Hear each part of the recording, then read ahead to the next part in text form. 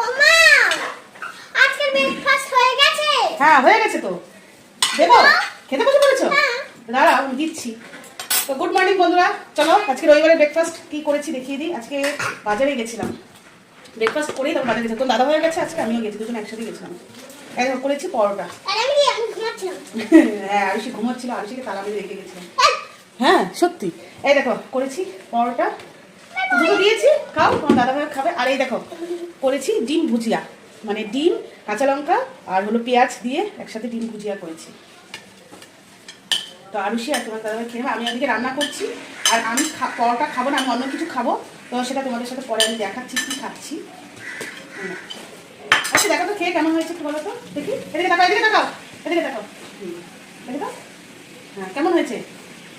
হ্যাঁ ভালো হয়েছে। সবাইকে রান্না করে দাও। চলো খেয়ে নাও, ঠিক আছে? তো আজকের ব্রেকফাস্ট মেনু কেমন হয়েছে কমেন্ট করে অবশ্যই জানাবে।